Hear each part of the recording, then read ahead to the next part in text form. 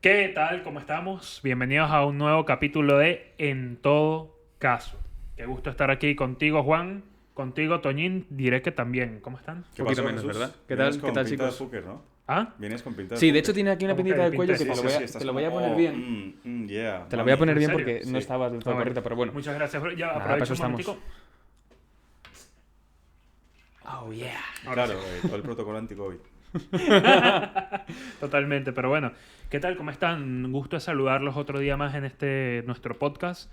¿A Y nosotros o a nuestros oyentes? a nuestros oyentes primero por que supuesto. nada. Nos debemos a ellos. Mamá, papá, los quiero mucho. Gracias por escuchar el podcast. Y bueno, y a los otros 3 o 4 personas que nos escuchan. No, mentira. Yo soy huérfano, me parece una falta de respeto lo que Jesús dice, más teniendo en cuenta mi orfandad. Pero bueno. No, pero bueno, en verdad, qué tema. Miren, ¿De qué vamos a hablar hoy? hoy tenemos un capítulo y ya volviendo un poco al tema más serio, porque es un tema que la verdad hay que abordarlo con la seriedad que merece. Y no es secreto para nadie que vivimos en una época de cambio, una época de que la gente es más consciente de problemas que antes pensábamos que ni existían, ¿no? Hace unas semanas tuvimos el gusto de hablar con Lady Crocs. De hecho, vamos a dejarles el enlace al capítulo de Lady Crocs acá y estaremos haciendo mucha referencia a este capítulo. Ujú. Teresa Pujol. ¿Por qué? Porque surgió un tema y era en lo relativo a la presunción de inocencia, ¿no? Y la presunción de inocencia particularmente con todo lo que son los delitos sexuales, contra la libertad sexual. Y eso nos dejó, bueno, bastante pensativos y autocríticos con lo que es el derecho, ¿no? Con lo que es esto que nosotros hacemos y a lo que nos dedicamos, y como nosotros tantos colegas, porque es verdad que hay cosas que no estamos sabiendo responder, que el derecho yo creo que no está sabiendo dar la mejor respuesta. Y esto también lo reflexionábamos con un oyente. Un pequeño apunte. Sabemos el problema que existe acerca de, bueno, digamos, la problemática de la violencia de género y de los delitos contra la integridad sexual. Pero claro, uno cuando se para a investigar o para ver las hipotéticas soluciones que tiene este asunto, nos damos cuenta de que muchos nos quedamos en la vulneración del principio de la presunción de inocencia cuando analizamos la propuesta del gobierno acerca de la ley del solo sí es sí. Pero no existe un avance más exhaustivo del tema. Nosotros siempre en este podcast animamos a que la gente se informe y en base a la información que uno pueda elaborar un juicio de valor y posteriormente unas hipotéticas soluciones, que yo creo que es lo que vamos a intentar hacer en este podcast, ¿no?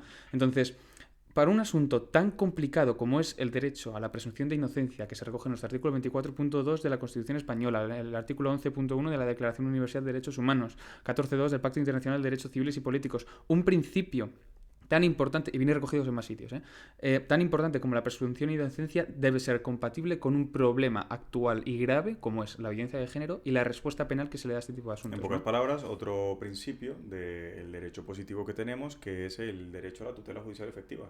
Totalmente. Y aquí tenemos un problema probatorio, como veremos a continuación. Sí. Y es eso, o sea, muchas veces reflexionamos y como juristas nos encanta hablar de la presunción de inocencia, pero es verdad que esto a veces lleva a la opinión pública a pensar que los abogados estamos solo para defender a criminales, defender a aquellos que actúan mal, que obran mal, y nada tiene que ver con esto. De hecho, se defiende el principio de la presunción de inocencia sobre todo por aquellas personas que son inocentes y que no han cometido nunca un delito. Y que de pronto venga alguien y acuse a esa persona de que ha cometido un delito y precisamente por eso se defiende. De hecho, hay mucha más gente buena en el mundo que gente que comete delitos. De hecho, nuestro sistema está confeccionado para que, en base a la carga probatoria de cada caso en concreto, se pueda vislumbrar si esa persona es culpable o no. El principio de la presunción de inocencia no entiende de tipos de delitos ni de corrientes, digamos, más o menos revolucionarias. Es cierto que la violencia de género existe, pero hay un principio constitucional que debe regir para todos los delitos y para todas las personas que se sientan como acusados, ¿no? Y cabe recordar que el derecho penal como tal busca la verdad y el derecho penal está de algún modo exento de valoraciones en el sentido de buscar incriminar. El derecho penal no incrimina, incrimina a la policía, intenta incriminar a la fiscalía y el derecho penal, el juez de lo penal, lo que va a hacer es en base a los hechos que se le presentan y a las pruebas que se le presentan, determinar si hay culpabilidad por parte del imputado o no. Y esto solo se va a poder determinar siempre y cuando se consiga ir más allá de toda duda razonable sobre el hecho cometido. Para ponernos un poco en contexto y para todas aquellas personas que no han visto el capítulo, por cierto, artículo 26, Teresa Puyol, lo volvemos a poner aquí, acerca de esta nueva ley del solo sí es sí, esta ley lo que pretende es establecer la definición del consentimiento de cara a saber si una relación es consentida, ¿no? En el mismo Código Penal. Entendemos que se produce una variación negativa, digamos, en la carga de la prueba cuando se define un consentimiento en el tipo penal. De manera que es el acusado el que tiene que probar que no hubo una relación no consentida en este caso, ¿no? Cosa bastante compleja, casi igual de compleja como podría ser que la propia víctima pruebe que hubo una violación, con la diferencia de que el acusado, pese a que Fiscalía y el aparato del Estado también tiene que proteger la presunción de inocencia, es verdad que ya tiene de por sí una tacha social y aparte de que tiene que cargar con esta, no va a encontrar la misma empatía y apoyo por parte de la sociedad como tal. Sí. De hecho, para ya ir entrando un poco más en materia, ¿no? ¿Qué es la presunción de inocencia? La presunción de inocencia implica, primero, es un derecho fundamental. Es decir, que no solo aquí en España se aplica la presunción de inocencia. Es un derecho que se defiende en los ordenamientos jurídicos democráticos, sobre todo, ¿no? Que respetan y tienen unas garantías de derechos fundamentales. Por ejemplo, en Venezuela existe la presunción de inocencia. En Colombia existe la presunción de inocencia. Pero, como bien hemos indicado, no queremos quedarnos solo con esta presunción de inocencia, que básicamente implica que debe demostrarse la culpabilidad de alguien, no la inocencia. Es decir, si a mí se me acusa de algo, con las pruebas de las que me valga, tengo que demostrar que esa persona, en este caso yo, si es que a mí que se me acusa, hay que mostrar que yo soy culpable de dicho delito. ¿Por qué? Porque no hay nada más difícil de probar que algo no ocurrió. Es decir, hay que partir de que hay que probar que las cosas ocurrieron, no lo contrario. Porque esto derivaría... No solo que ocurrieron, sino que las ha cometido el acusado. Efectivamente. Ya luego ahí viene el principio de quién lo cometió, ¿no? Correcto. Que un delito tiene que ser imputado a alguien concreto, ¿no? Pero bueno, partimos de estas nociones básicas del principio Por de ejemplo, presunción. tú eres Sí. culpable de robo. ¿Qué te pasa? Me robaste el corazón. ¡Ay! De verdad. Se lo Quería lía- pillarlo. se De lo hecho, lía yo he empezado el venir, podcast sí, sí, diciendo, sí. "Va, pues seguro que va a hacer este tipo de Pero preguntas". aquí Juan está jugando a doble frente. A veces va contigo, a veces va Sí, conmigo. no, digamos que no quiere dejar a ninguno marginado. Soy un poco puta. Esa es la realidad. Sí, Juan, y Juan de es hecho, facilón, Juan es facilón. bueno, y de hecho a grandes rasgos, bueno, la presunción de inocencias, todo el mundo es inocente hasta que se demuestre lo contrario, y se demuestra lo contrario realizando las pertinentes cargas probatorias que, como hablamos en su día, en un procedimiento que se investiga una presunta comisión de delito contra la integridad sexual, se basa en testimonios de la víctima, en, digamos, en los informes médicos que demuestran que si hubo lesiones o no, y para ese proceso es muy, muy necesario la intervención de las partes, o en este caso cuando se estime pertinente la actuación del juez para, digamos, esclarecer esos hechos. No es concebible, y ahora trataremos el tema de la información en este tipo de procedimientos, que un periódico ponga o cuestione la actitud de un fiscal cuando realiza preguntas, O de un juez también. o de un juez cuando realiza preguntas comprometidas, siempre dentro, en la generalidad, ¿no? Siempre, por ¿Cómo supuesto, no? hay excepciones, ¿no? Siempre que sean pertinentes. siempre para que sean esclarecer los pertinentes, hechos. Es decir, totalmente. aquí Pero lo claro. que vamos a preguntar es que no. Es que también se han dado casos, ¿vale? Donde se le pregunta si la persona, Que la si lleva- víctima, sí. si tiene una vida sexual muy activa. que Sí. si lleva falda ahí, que si la porque la Exacto. lleva. Ese, Sí, ese eso- tipo de preguntas tampoco. creo que Excluimos a luz totalmente la pertinencia de esas a luz del preguntas, día de ¿no? hoy todos entendemos que no son pertinentes, pero a lo mejor si hay preguntas que a ojos de la sociedad, o una sociedad pues, que pueden ser duras, pueden ser duras pero a lo mejor son necesarias. y pertinentes para esclarecer los hechos. Tenemos ¿no? el ejemplo de la manada de Sabadell. Las Exactamente. preguntas fueron duras, pero las Las- condenas, gracias a las respuestas de la víctima, fueron también duras. El fiscal Y hizo un eso- interrogatorio de la totalmente. víctima, y la víctima, en base a unos hechos con verosimilitud, coherencia, con una... Bueno, en fin, en base al testimonio de la víctima, en la propia sentencia recoge que, pues, en fin, ese testimonio es lo que le lleva Que no hay lugar a dudas. Que no hay Es lugar a que dudas. Los exactamente. testimonios dentro de este tipo de delitos, que de hecho el problema es la prueba, sin embargo, el testimonio de la víctima es capaz de enervar la presunción de inocencia siempre que sea, bueno, verosímil. Aquí hay una especie de requisitos jurisprudenciales que son la verosimilitud, la persistencia en la incriminación. La credibilidad subjetiva. Correcto, que No es es la la cosa. ausencia de credibilidad subjetiva. Correcto, Es ¿no? decir, que sea un relato congruente, que sea un relato sostenido en el tiempo y que sea un relato que se pueda determinar de este que, más allá de cualquier duda, es verosímil. Totalmente. Y yo aquí quería partir a una de las principales cuestiones que siempre se pone en duda cuando hablamos de la presunción de la inocencia y sobre todo del hecho de que la víctima tenga que contar lo que le ocurrió, ¿no? Exactamente. Primero, me gustaría aclarar una cosa. La única prueba válida en derecho es aquella que se practica frente al juez. Sí. Porque el juez es un Principio de tercero, mediación. efectivamente, es un tercero que es quien conoce del caso y es quien lo va a resolver. Sí. Y esto es importante porque mucha gente dice, no, bueno, sobre todo con el fenómeno de redes sociales, que a ver, que lo veo más que necesario y ya vamos a llegar a la segunda parte del capítulo donde vamos a entrar con la dura crítica que hacemos como juristas de todo esto que ha pasado, ¿no? ¿Qué ocurre? Esa prueba que se practica frente al juez sabemos que es difícil, sobre todo si la víctima tiene que recordar lo que vivió. Ujú. Pero imaginémonos ahora, no hablando de los delitos contra la libertad sexual, imaginemos un homicidio. A una madre que de pronto le matan al hijo. Delante de ella incluso. Efectivamente.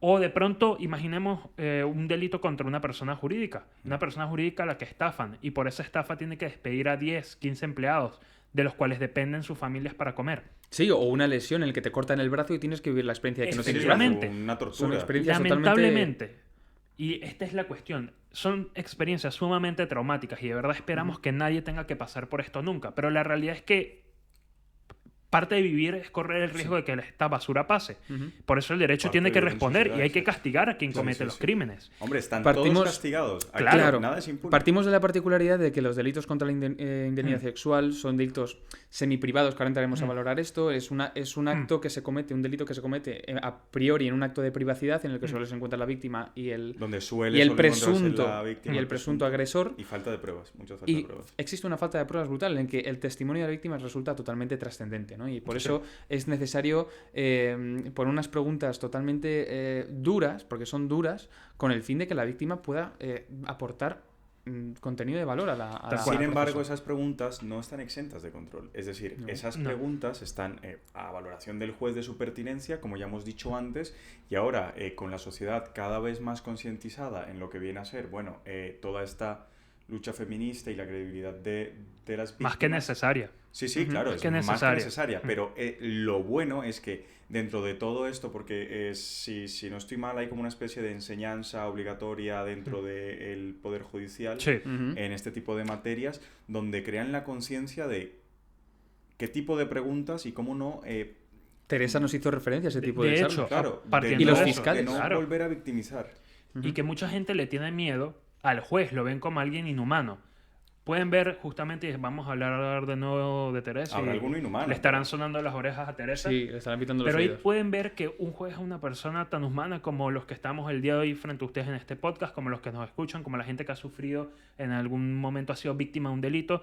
Quiero decir, no perdamos de vista ese factor humano. Y en función de ese factor humano, de ese factor de que, oye, la justicia que hemos construido es imperfecta, por supuesto Por que sí. supuesto. Pero dentro de lo que es el Estado de Derecho y el Estado democrático en el que vivimos, no todos los países lamentablemente, pero partiendo de esa razón, hemos tenido que construir un sistema que se fundamente y necesariamente requiera del impulso Ujú. de la persona que ha sufrido, que ha sido víctima del delito. Porque es que no hay otro medio razonable para probar muchas veces lo que ocurre. Ujú. Y sabemos que esto es difícil, pero hacer las cosas bien muchas veces es complicado. Quizás más fácil sería lo que muchas veces uno lee, bueno, a los violadores vamos a violarlos, a los que matan vamos a matarlos. Ojo por ojo. Ojo por ojo. Y Eso detalle, sería... Eso ya está más que superado. claro, de pero- hecho, pero eso- tenemos un capítulo hablando de la trascendencia de las penas. Efectivamente, muy importante también. Pero ¿qué pasa? Sí está superado, pero hoy en día, cuando se reavivan los debates como se reavivan, ahora en Venezuela hay una situación bastante compleja con todo lo que tiene que ver con el movimiento Me Too y toda una cuerda de gente que se ha dedicado a abusar de menores, etcétera, etcétera, algo terrible. Pero cuando se reaviva el debate, es que más tenemos que recordar los avances que hemos hecho en materia de derecho. Ujú. En que todos esos derechos, esas garantías como es la presunción de inocencia, no están para proteger necesariamente solo al que obra mal. Y eso hay que dejarlo muy claro. Están para proteger a los que obran bien día a día. Y que hacer las cosas bien es muchas veces más difícil que hacerlas mal, que hacerlas rápido, que agarrar y meter a alguien preso porque sí y salir del paso. Y ni aún así, Jesús, la presunción de inocencia va más allá y es absolutamente necesaria. El que ha robado 20 veces, la acusación 21 puede ser mentira y no se tiene por Efectivamente. qué ver a la luz de los otros 20 robos, si ha cometido o no el robo 21. ¿Podrá ser indiciario? Podrá ser indiciario. ¿Tiene que ser determinante? Creemos que no, y sector de la doctrina así lo defiende. No tiene por qué ser determinante. Otra cosa es que pueda ser agravante una vez haya condena. Elaboraremos seguramente un capítulo acerca de ese tema, porque seguramente es muy interesante. Es muy importante. Sé que choca, sé que como sociedad choca decir, si es un ladrón, ¿cómo es posible que no se tome eso en cuenta como determinante? No, es que no puede ser, porque entonces estaríamos dentro de un derecho penal de autor en donde se juzga a las personas por sus comportamientos y no por los hechos concretos y las pruebas que se puedan recabar de dichos hechos. Y es muy importante el principio de presunción de inocencia, porque ¿cómo eres capaz de probar tu inocencia? Imagínate si esto se extiende al Estado. ¿Cómo luchas tú contra el Estado para probar que lo que te acusa el Estado tú no lo has cometido? Y en los casos de delitos privados, totalmente igual. Es el legislador el que tiene que proponer unas soluciones, pero siempre partiendo de la base de que existen derechos fundamentales que se deben mantener, de que se deben mantener intocables, ¿no? ¿Qué pasa con las personas que tienen un miedo tal que no denuncian? Totalmente. Los delitos contra la indemnidad sexual o contra la integridad sexual son delitos semiprivados. Esto, para las personas que no lo entiendan bien o que todavía no hayan llegado a estudiarlo, existen 3 tipos de delitos en base a sus formas de iniciar el proceso. Los públicos, los semiprivados y luego los privados. Los públicos, cualquier parte puede denunciar o querellarse. Porque hay un interés público. Porque hay un interés público que lo que hace es prevalecer, digamos, la acción contra esa acción. Correcto. Sí, los bienes jurídicos protegidos en ese tipo de delitos tienen, bueno, sí, una afectación pública grande. En el caso si me permiten un ejemplo rápido, imaginemos precisamente alguien que un asesino, ¿no? Sí. Un asesino, a la sociedad, como sociedad, le interesa que ese asesino, pues por lo menos si es que es asesino, pues se le abre el juicio correspondiente y si termina demostrando que es culpable, bueno, que termine en una cárcel. Está ese interés público, ¿no? Pero no, Toñín. Gracias, Jesús, por el perfecto apunte. Los delitos contra la integridad sexual son delitos semiprivados. ¿Qué quiere decir esto? Que para empezar un procedimiento es necesario la querella o de la denuncia del perjudicado o, en el mayor caso, de la perjudicada, ¿no? ¿Qué quiere decir esto? Que hasta que la perjudicada no tenga la voluntad, una voluntad que se encuentra cohibida por los daños psicológicos que se ha producido, hasta que no tenga la voluntad de iniciar el proceso con una denuncia, con una querella, ese proceso no se va a investigar. ¿Qué pasa si ese interés general se lo atribuye a los delitos contra la integridad sexual y hacemos que los delitos no sean semiprivados, sino que sea público? Debería ser así. De Y hecho, que sea el Ministerio Fiscal el que pueda o tenga la potestad de iniciar este procedimiento mediante una querella. Y no solo pongamos el caso de que una mujer es violada por la noche en unas fiestas y al día siguiente, con los tremendos dolores o las lesiones que se le produce la lesión, va a un médico y ese médico informa al Ministerio Fiscal por las lesiones que tiene, que pueden ser constitutivas de un presunto delito contra la indemnidad sexual. Pues ya es un proceso, es un inicio para que la víctima...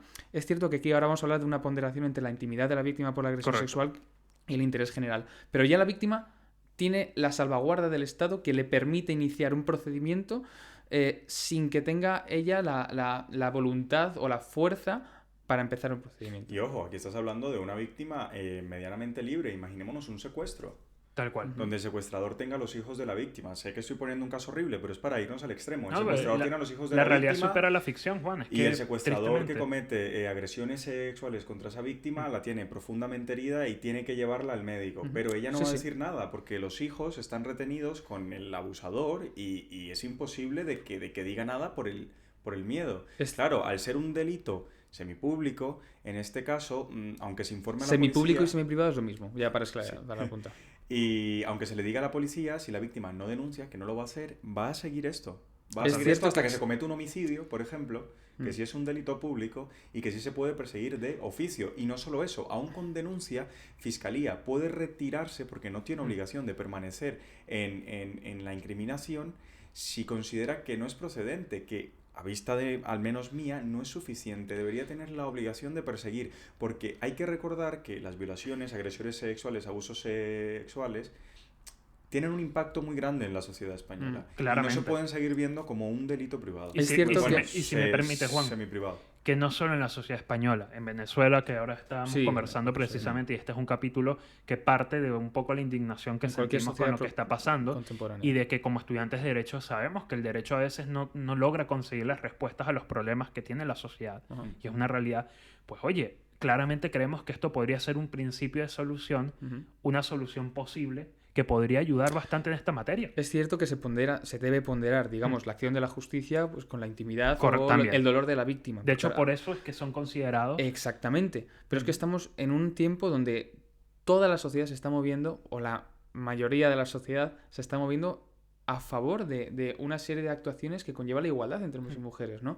Y es cierto que se deben frenar estos delitos. Hay muchas más denuncias, es cierto. El número de denuncias a medida que iban pasando los años, digamos, se han ido aumentando. No porque existan más delitos, sino porque las mujeres se están animando a llevar a cabo Totalmente. este tipo de denuncias, ¿no? Pero siempre existen esas excepciones que quedan desamparadas. Porque Que incluso hay una cosa absolutamente loca y contraria, que es que pasa al revés con los hombres. Los hombres que son abusados sexualmente o agredidos no tienen el valor de denunciar. Ujú. Se encuentran desincentivados justamente por los motivos que hace bastantes años se encontraban desincentivadas las mujeres, que es el prejuicio social, la falta de seriedad. Efectivamente. En Argentina ha habido un caso súper importante de un chico que denunciaba abusos de su novia, si no estoy mal.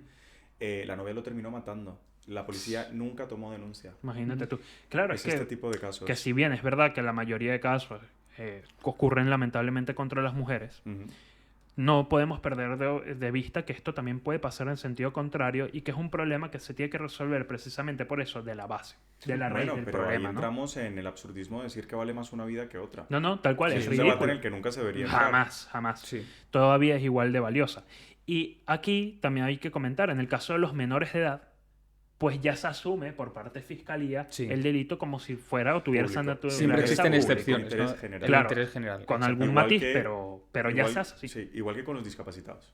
Ujú. Tal cual. Sí, numerosas excepciones. Parte precisamente la Ten- razón de que a veces, es decir- muchas veces el padre o el tutor puede ser, cuando estamos ante este tipo de delitos, el que comete el delito. Y precisamente, ¿qué va a hacer el pobre menor? No Sí. podemos dejarlo desamparado. Sí. Y ahí es cuando tiene que estar esta figura, ¿no? Por- De la fiscalía. Por último, y para concretar el delito público y demás, no es lo mismo, y aquí también quería traer a colación el testimonio de la víctima en el caso de después de denunciar, ¿no? No es lo mismo que la víctima tarde 5 años o los años que procediere en denunciar porque ya está psicológicamente preparada y posteriormente denuncia y se lleva a cabo el proceso penal con su consecuente testimonio, a que el Ministerio Fiscal denuncie, nada más conocer los hechos, y el testimonio se realice conforme a la principal querella del fiscal. No es lo mismo dar testimonio pasados los 5 años que cuando has recibido o cuando has cometido ese delito. El delito... ¿Qué sucede? No, Ah, nada. perdón. Digamos que... Es que estoy farmeando. farmeando de qué. Un juego muy bueno que volví a jugar en estos días y bueno, un paréntesis. No me pierdas el hilo. La verosimilitud y la coherencia entiendo que será más verosímil y más coherente cuando el testimonio se otorga nada más cometer que cuando ejerce esta acción, que a los 5 o 10 años después. Sí, de hecho explicado de una manera mucho más fácil y concatenando todo lo que tú has dicho. En un delito privado tenemos que hasta que la víctima no accione, es imposible iniciar actuaciones de investigación. Es decir, es imposible indagar, investigar. Sin embargo, si lo tiene Fiscalía, ¿vale? Las actuaciones se empezarán una vez se conozca que se ha cometido un hecho delictivo. Y esto va a ser mucho más inmediato y pronto, y las pruebas van a ser, por eso de algún modo, más... Se van a producir un proceso mucho más corto. Sí, digamos, para las ser- pruebas pueden ser más fáciles de encontrar, porque claro, un tiempo dilatado en los hechos, 20 años, es mucho más Claro, complicado. y el testimonio va a ser más da coherente. oportunidad para el que cometió el delito de ocultar pruebas, destruirlas, etcétera. Claro. Que esto Incluso, pasa. Correcto. Claro. Y hay una cosa, y aquí vamos a partir a O otra una cuestión. puntuación, claro. Un apunte en esta materia, ¿no? Muchas veces es común ver a los políticos señalar que la solución, y de hecho esto lo podemos escuchar en cualquier lugar del mundo porque es una regla básica, que la solución es aumentar las penas para quienes cometen este tipo de delitos. Miren, aumentar la pena no soluciona realmente los problemas. Aumentar la pena muchas veces lo que hace más bien es incentivar a quien comete los delitos Eso es cierto. a que cometer 1, 2, 3 delitos Claro, le da da igual. igual. Pongo un ejemplo. Hubo un estudio muy interesante que se hizo en Estados Unidos de cara a lo que era la pena de muerte, ¿no? La pena de muerte, como sabemos, bueno, esto ya es un debate que podemos dejar también para otro capítulo, pero la pena de muerte, cuando se instauraba en algunos estados de Estados Unidos, los que cometían, por ejemplo, estos mass shooting o iban a matar a una persona, cuando les hacían preguntas decían, ¿no? ¿Por qué mataste a tanta gente? Y ellos decían, porque me daba igual matar a 3 que matar a 10. Ujú. Me da igual matar a 10 que matar a 20. Me da Igual, igual matar a adultos que a tal cual que a niños. niños. Igual me iba a caer la pena de Igual muerte. me va a caer la A ver, pena gente capital. psicótica. Exacto. Estamos hablando de... Sí, sí, sí. Metémonos Sí, sí, en sí. ese perfil No, de... pero es Pero pasa. superinteresante. Pero que tenga ese porque- razonamiento quiere decir muchas cosas. Es decir, Claro. por muy loco que esté de la cabeza, es que piensa Claro. efectivamente lo que es. Es decir, Claro. matar a una persona es lo mismo que matar a 20 en ese país. Sí, Y sí, ahí es es- decir, que el principio de prevención general se lo carga la cantidad de pena que se impone. Efectivamente. O sea, se entra en el absurdismo de que como la pena ya es hiperalta, o sea, se va fuera del principio, que al menos en España sí existe, que es el principio de proporcionalidad de la pena, a un asesino le da igual matar a uno que a 35 o que a 300 Y o en- que a 4000. Y en Hispanoamérica en general se sigue este mismo principio de proporcionalidad de la pena, o sea, es como una regla general. Y por eso decimos que hay que tener cuidado cuando parece que la solución es tan sencilla como cambiar un 5 por Eso es un más 10 años. populismo. Sí, es a más lo que voy. populismo que eficacia. Y realmente eso es una solución. No, ¿sabes qué sí es una solución? Dotar de mejores instrumentos al Estado para que puedan perseguir, por ejemplo, pongo un ejemplo. ¿Qué pasaría si tú agarras y pones que este tipo de delitos se vuelvan delitos de interés público o delitos públicos que se puedan perseguir más de oficio por el Ministerio Fiscal? Pues que, por ejemplo, en esos casos de personas que parece que han estado involucradas en varios casos, ¿no? De abuso sexual, de, bueno, todo el matiz o todo el componente de distintos delitos contra la libertad sexual que pueden haber, pues de pronto ya el Estado podría operar. Aún así, cuando la víctima todavía quizás no haya tenido el coraje y la valentía que requiere, porque se requiere, para poder emprender la acción penal, ¿no?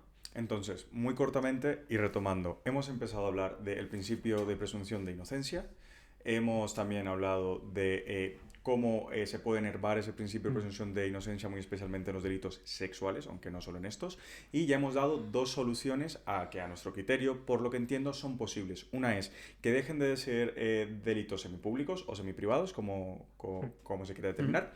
Y además de esto, que haya un refuerzo estatal por acompañar a las víctimas y dotar de más instrumentos todo el aparato que hay detrás de ese acompañamiento y de, bueno, esa recabación de pruebas. Sí, etcétera, sobre todo dotar de etcétera. información sobre todo a la sociedad. Que la Totalmente. gente no se Que la gente escandalice sepa qué cuando... hacer en estos Claro, casos. y además que la gente no Sí. se escandalice cuando la fiscalía ejerce su trabajo, cuando Correcto. el juez ejerce su trabajo. Tiene que Correcto. saber que en este procedimiento hay una serie de pautas y de cuestiones totalmente Garantías. necesarias que son exactamente, es garantía para que la víctima tenga el mejor amparo posible por el No, procedimiento. no penal. solo eso, que si no se sigue un debido proceso, Ujú.